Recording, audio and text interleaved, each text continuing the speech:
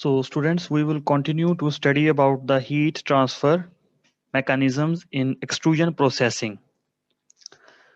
So a flashback of previous lecture, what we have learned was different modes of heat transfer in extrusion, जिसमें हमने पढ़ा तीन major जो modes हैं, जिसमें कंडक्शन, कन्वेक्शन और रेडिएशन के बारे में हमने लास्ट लेक्चर में पढ़ा। कंडक्शन क्या थी? Energy is transferred from a hot body to a cooler one, or the transfer of energy by direct contact is called conduction. Convection में हमने पढ़ा कि transfer of heat due to the bulk movement of molecules within a fluid or a medium. और convection जो radiation है उसमें हमने पढ़ा कि the thermal radiation from the emission of electromagnetic waves or from the direct random movement of atoms or molecules or charged protons or electrons, which results in the emission of electromagnetic radiation. तो ये main हमने तीन major types पढ़ी modes of heat transfer की. Then we learn about the global thermal balance. Global thermal balance जो है उसको हमने फर्स्ट अप्रोच भी कहा था.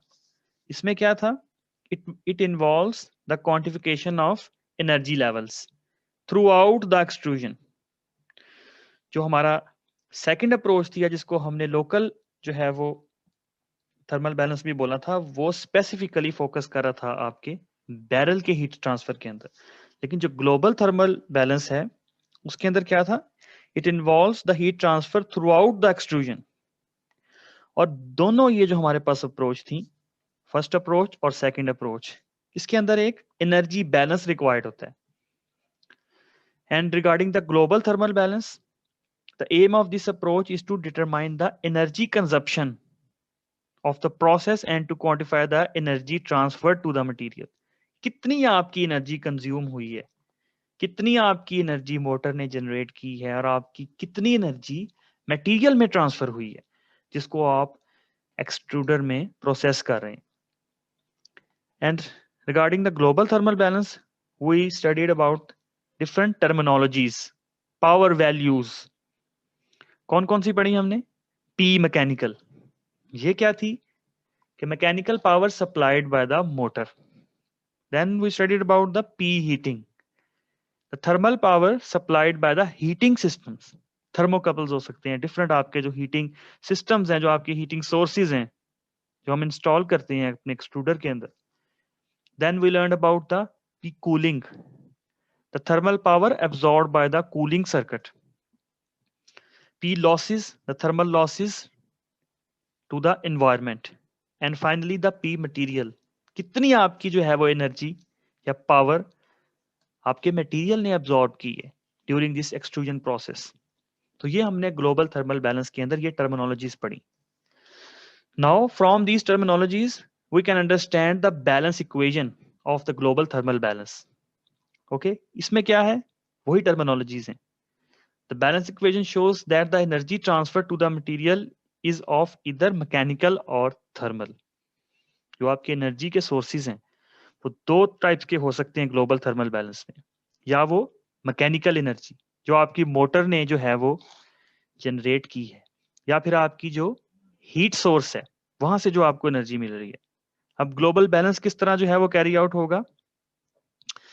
पी कूलिंग, जो आपकी कूलिंग के लिए जो आपकी एनर्जी जो है वो एब्जॉर्ब की गई और जो लॉसेस हुए, एंड फाइनली जो आपके मटेरियल ने एनर्जी जो है वो एब्जॉर्ब की. तो इस तरह जो है वो आपका global thermal balance through out the extrusion, उसकी जो एनर्जी बैलेंस इक्वेशन है वो इस तरह जो है वो उसको हम ट्रांसफॉर्म करते हैं. An extruded product is usually qualified by the specific mechanical energy. अब जब आपकी वो एक्सट्रूडेड प्रोडक्ट आपके पास फाइनल आ गई है, अब उसको जो है वो जो प्रोड्यूसर्स हैं या जो इंजीनियर्स हैं जो इसको कैरी आउट कर रहे हैं एक्सट्रूजन प्रोसेस को, वो उसको एक स्पेसिफिक मैकेनिकल एनर्जी से टर्म करते हैं. ये क्या है? This energy is the ratio of the mechanical power supplied by the flow of extruded material. कितनी आपकी मैकेनिकल पावर लगी आपके उस मटेरियल को एक्सट्रूजन उसकी परफॉर्म करने के लिए by the flow of extruded material, उसके फ्लो के साथ. However, certain extruder users prefer to qualify their product in terms of mechanical torque consumed by the motor. तो अगर कुछ यूजर जो हैं वो जो हमारी एक्सट्रूडेड प्रोडक्ट है उसको स्पेसिफिक मैकेनिकल एनर्जी से जो है वो एनालाइज नहीं करते, वो उसको मैकेनिकल टॉर्क जो उसकी कंज्यूम हुई है उस एक्सट्रूजन प्रोसेस में, वो उस तरह उसको जो है वो एनालाइज करते हैं. तो ग्लोबल थर्मल बैलेंस में जो हमने इसकी बैलेंस इक्वेशन देखी वो क्या है कि जो आपकी जितनी सोर्सेज लगी हैं एनर्जी की वो किसके इक्वल होंगी, जो आपकी कूलिंग में जो है वो यूज हुई, जो आपकी लॉस हुई और जो आपकी मटेरियल ने एब्जॉर्ब की. Then we have the second approach. Last lecture अगर आपको याद हो तो हमने उसके अंदर सेकंड अप्रोच जो हमने जिसको कहा था कि ये मोर लोकल है, इसलिए हमने इसको लोकल थर्मल बैलेंस कह दिया. ये क्या करता है, ये स्पेसिफिकली आपके बैरल के अंदर जो हीट ट्रांसफर है ये उस पे फोकस करता है. Also heat transfer in this approach is analysed throughout the functional zones of the barrel. हर एक जो बैरल आप जिस मिनट आप देख रहे हैं नीचे, feeding section, compression section, melting section, sharing, cooling, metering, जितने भी आपके सेक्शंस हैं इसमें अलग अलग उसमें स्पेसिफिकली इसके अंदर जो है वो उसको हम आइडेंटिफाई करते हैं. The thermal changes in the material as it passes along the screw is determined by solving a balanced equation. इसके अंदर भी अब एक बैलेंस्ड इक्वेशन हमें देखने को मिलेगी, जैसे हमारे पास ग्लोबल थर्मल बैलेंस की इक्वेशन हमारे पास आई थी. फर्क क्या है, one dimensional model of modes of transfer हम इसके अंदर कंसीडर करते हैं. वो कौन सा मोड ऑफ ट्रांसफर है, कन्वेक्टिव हीट ट्रांसफर. ये आपने याद रखना है कि जो लोकल थर्मल बैलेंस है इसके अंदर हम one dimensional model of modes of transfer जो है, द मोड्स ऑफ ट्रांसफर हम इसमें देखते हैं जो कि कन्वेक्टिव हीट ट्रांसफर है. Between the material and barrel हो सकता है और convective heat transfer between the material and screw हो सकता है. और जो सोर्सेज हैं जो आपके मटेरियल को जो है वो उसके प्रोवाइड की गई वो पॉजिटिव या नेगेटिव हो सकती हैं. नेगेटिव जो है वो एंडोथर्मिक कहला सकता है, पॉजिटिव एक्सोथर्मिक कहला सकता है. So regarding the equation of local thermal balance हम उसको इस तरह जो है वो अपनी इक्वेशन को जो है वो जनरेट करते हैं. Regarding the terminologies, the TB, TM and TS are the temperature. TB क्या है, टेम्परेचर ऑफ बैरल. TM क्या है, temperature of material. And TS is the temperature of screw. तो इस तरह जो है वो इसकी डिफरेंट टर्मिनोलॉजीज हैं जिस तरह हमारी ग्लोबल थर्मल बैलेंस की थी. This equation is adopted to the particular functional zone in question. जैसे आपको बताया कि हर एक जो है वो फंक्शनल जोन्स के ऊपर जो है ये डिपेंड करती है. The first term DH in the equation is the change in internal energy of the material. कितनी आपकी मटेरियल की इंटरनल एनर्जी में चेंज आया इस एक्सट्रूजन प्रोसेस में. अब क्या है कि ये जो आपका मटेरियल है ये डिफरेंट टाइप का होता है. आपका ये पाउडर फॉर्म में हो सकता है, सेमी लिक्विड फॉर्म में हो सकता है, इसकी मेल्टिंग है या इसकी मोल्डन जो है वो मोल्डिंग होगी इसकी. तो this is expressed differently according to the state of the material. Also जो आपके मटेरियल की थर्मल प्रॉपर्टीज हैं वो बहुत डिपेंड करती हैं आपके इस लोकल थर्मल बैलेंस के अंदर. और डिफरेंट आपके जो फैक्टर्स हैं, sensible heat, melting point, enthalpy of fusion. तो लोकल थर्मल बैलेंस की जो इक्वेशन है उसके अंदर हमने देखा कि आपके जो मटेरियल है उसके अंदर इंटरनल एनर्जी में कितना चेंज आता है. नाउ द सेकंड टर्म, इसी इक्वेशन को अगर हम दोबारा देखें तो इसके अंदर एक टर्मिनोलॉजी है DQ. ये क्या है, represent the heat sources with in the material. जो मैंने आपको बताया हीट सोर्सेज जो हैं वो नेगेटिव भी हो सकते हैं और पॉजिटिव भी हो सकते हैं. उसको समझने से पहले पहले हम एक और फिनोमिना समझते हैं जिसको हम कहते हैं viscous dissipation. In extrusion cooking we have viscous dissipation phenomena.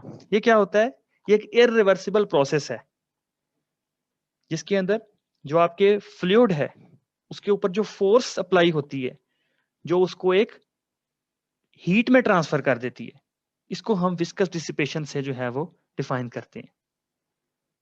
We have viscous dissipation, a positive term, and possibly the energy from a chemical reaction. जो आपके इंटरनल मटेरियल के अंदर भी कुछ केमिकल रिएक्शंस हो सकते हैं, उससे भी आपकी एनर्जी कुछ जनरेट हो सकती है, आप उसको सप्लाई भी कर सकते हैं। सो एक्सोथर्मिक में क्या है कि पॉजिटिव एनर्जी होगी, एंड एंडोथर्मिक में जो है उसको हम नेगेटिव एनर्जी से टर्म करते हैं। Viscous dissipation is related to the rheological properties of the material, particularly its viscosity. तो इसके अंदर जो है हमारे पास जो है हीट ट्रांसफर, सॉरी, जो इसकी रियोलॉजिकल प्रॉपर्टीज हैं हमारे मटेरियल की, ये उसके साथ जो है आपकी विस्कस डिसिपेशन जो है ये बहुत ज्यादा जो है वो रिलेट करती है। Then we have the third and fourth terminologies. इसको अगर हम देखें तो इसके अंदर अब ये एक और फिनोमिना देखने को मिलता है, उसको हम कहते हैं convective heat transfer coefficient. Convective heat transfer coefficient जो है ये हम एज्यूम करते हैं कि जो हमारा हीट ट्रांसफर जो है स्क्रू और जो मटेरियल के दरमियान जो है वो कोई हीट ट्रांसफर नहीं हो रहा, तो इसके अंदर जो है वो हम एक कोएफिशिएंट जो है वो भी कंसीडर करते हैं। The third and fourth terms respectively represent the heats transfer between the material and the barrel and between the material and the screws. अब इसके अंदर जो आपका कन्वेक्टिव हीट ट्रांसफर है वो मैंने आपको बताया कि वो हम एज्यूम कर लेते हैं, और जो दूसरी टर्मिनोलॉजी है ये DSM, S and SMB, ये क्या है, ये ट्रांसफर एरिया है आपके।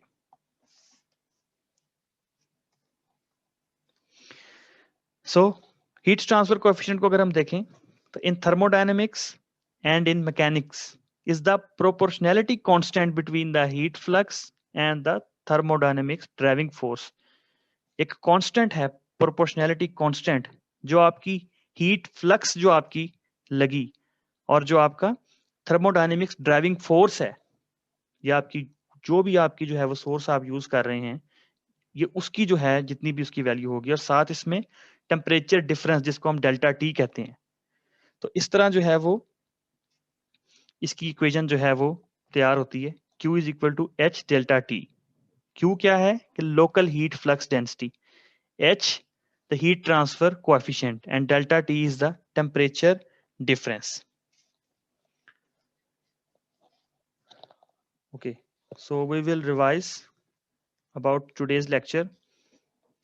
What we have learned in the heat transfer, three modes are considered: conduction, convection and radiation.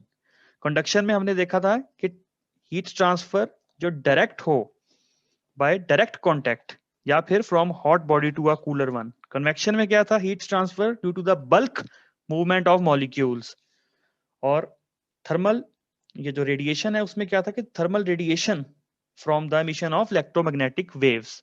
फिर हमने ग्लोबल थर्मल बैलेंस के बारे में पढ़ा कि ये फर्स्ट अप्रोच भी इसको कहते हैं, और इसके अंदर थ्रू आउट योर एक्सट्रूजन जितनी भी हीट ट्रांसफर फिनोमिना होता है वो हम इसमें कंसीडर करते हैं।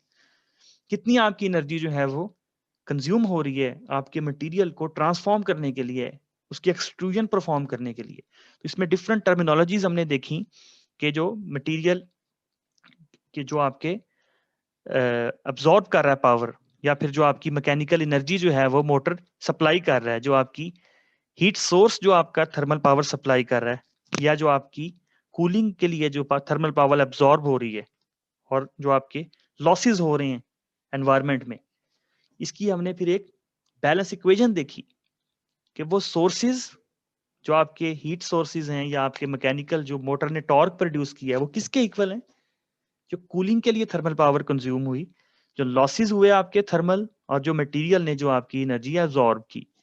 फिर इसमें हमने एक स्पेसिफिक मैकेनिकल एनर्जी की टर्मिनोलॉजी देखी, वो क्या है कि हमारी जो एक्सट्रूडेड प्रोडक्ट है उसको हम क्वालिफाई करते हैं एक स्पेसिफिक मैकेनिकल एनर्जी पे।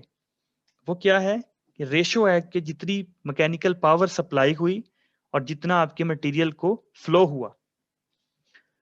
फिर हमने लोकल थर्मल बैलेंस के बारे में देखा, जिसको हम सेकंड अप्रोच भी कहते हैं या लोकल अप्रोच।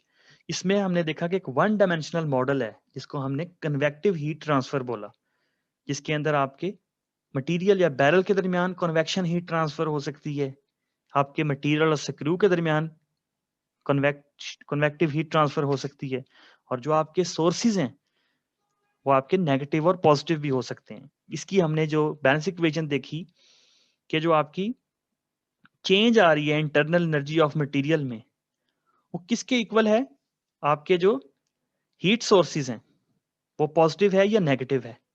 फिर आपकी विस्कस डिसिपेशन के बारे में हमने पढ़ा कि वो एक इरिवर्सिबल प्रोसेस है जिसके अंदर जो हमारे फ्लूइड के ऊपर जो शियर फोर्स लग रही है, जो उसको हीट जो है वो उसमें ट्रांसफॉर्म कर रही है या ट्रांसफर ऑफ हीट कर रही है, उतनी एनर्जी जो हमारे पास लग रही है उसको हम विस्कस डिसिपेशन से हमने उसको टर्म किया। और फिर हमने पढ़ा कि इसके अंदर जो है वो हीट ट्रांसफर जो हो रही है बैरल या मटेरियल में या between the material and screws, इसको हमने थर्ड एंड फोर्थ टर्मिनोलॉजी के अंदर हमने इसको देखा, जो कन्वेक्टिव हीट ट्रांसफर कोएफिशिएंट के कॉन्सेप्ट से जो है वो एनालाइज होती है। फिर हमने जो है वो हीट ट्रांसफर कोएफिशिएंट के बारे में पढ़ा कि ये एक प्रोपोर्शनैलिटी कांस्टेंट है, किसके दरमियान है, हीट फ्लक्स और थर्मोडायनेमिक्स ड्राइविंग फोर्स जो हमने उसको प्रोवाइड की।